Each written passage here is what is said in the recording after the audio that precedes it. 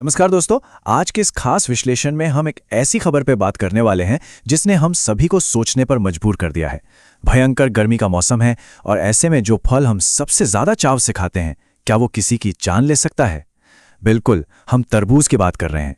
मुंबई से एक बहुत ही दिल दहलाने वाली घटना सामने आई है और आज हम इसी पूरी घटना के पीछे के वैज्ञानिक और तथ्यात्मक पहलुओं को डिकोड करेंगे। अब ये जो जानकारी मुंबई से आई है ना, ये सच में किसी को भी अंदर तक हिला सकती है। हुआ ये है कि एक ही परिवार के 4 सदस्यों की अचानक जान चली गई और पुलिस के मुताबिक ये कथित तौर पर फूड पॉइजनिंग का एक बहुत ही सीरियस मामला है। सोचिए, एक पूरा परिवार जो कुछ घंटे पहले तक बिल्कुल ठीक ठाक था, वो अचानक इस दुनिया में नहीं रहा। जाहिर सी बात है, इस भयानक त्रासदी के बाद प्रशासन में हड़कंप मच गया है। पुलिस ने तुरंत जांच शुरू कर दी है। आखिर ऐसा क्या खा लिया था उन्होंने जिसने पल भर में सब कुछ खत्म कर दिया?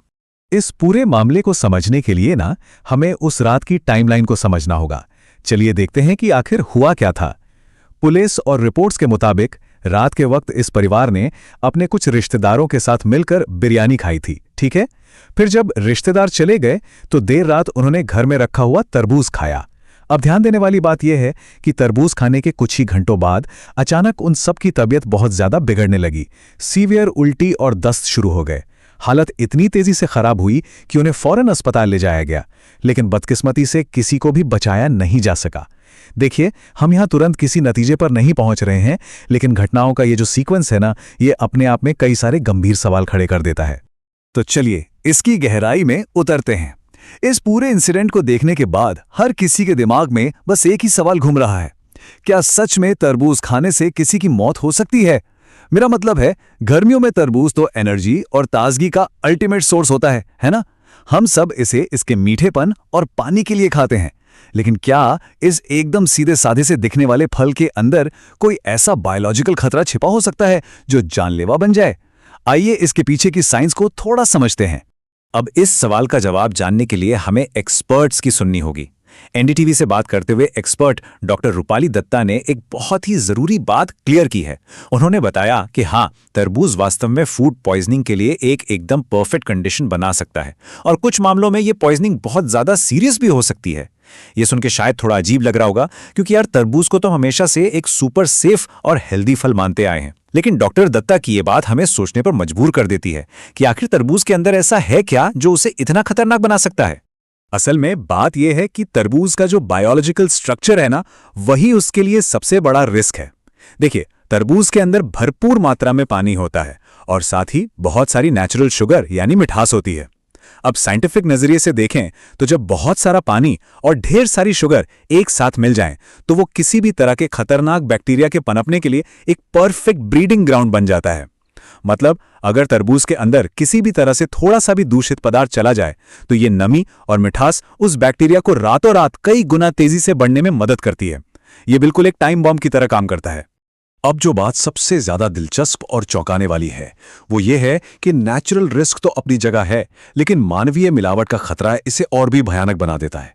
होता क्या है कि ज्यादा मुनाफा कमाने के चक्कर में तरबूज को बाहर से एकदम लाल और अंदर से मीठा दिखाने के लिए उसमें ग्लूकोज या चीनी वाला पानी इंजेक्ट कर दिया जाता है। अब जरा सोचिए, एक सिरिंज के जरिए जब वो मीठा पानी फल के अंदर जाता है तो वो अपने साथ बाहर के न जाने कितने खतरनाक बैक्टीरिया अंदर ले जाता है।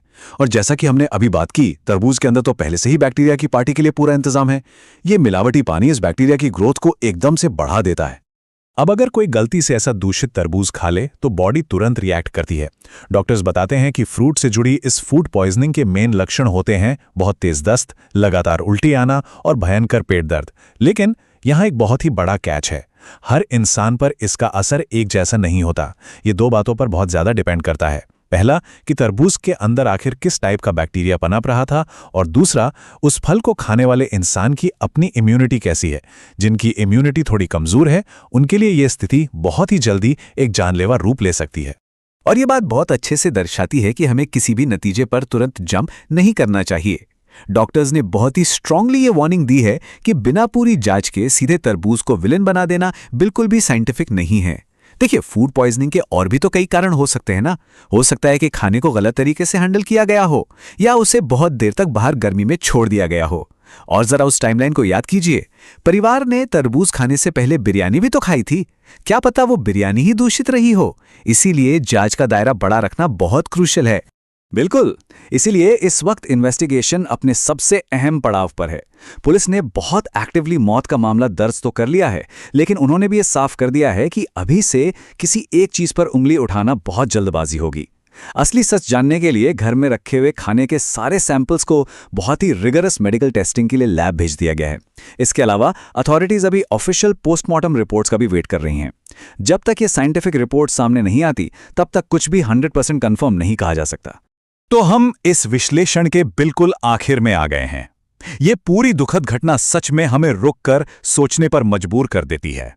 हमें खुद से पूछना चाहिए कि क्या हमारे अपने घरों में खाने को स्टोर करने की जो आदतें हैं, कहीं वही तो इन हेल्दी फलों को एक छिपे हुए खतरे में नहीं बदल रही? और क्या हम साइंस के जवाब देने से पहले ही किसी भी चीज को ब्लेम करने में कुछ ज्यादा ही जल्दबाजी कर देते हैं? जब तक इस मामले की पक्की मेडिकल रिपोर्ट नहीं आ जाती, तब तक हमें बस एक्स्ट्रा केयरफुल रहना है, अपना खाना सही से स्टोर करना है और फैक्ट्स का इंतजार करना है।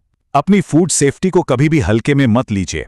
क्या पता आपकी एक छोटी सी सावधानी किसी बड़े खतरे को टाल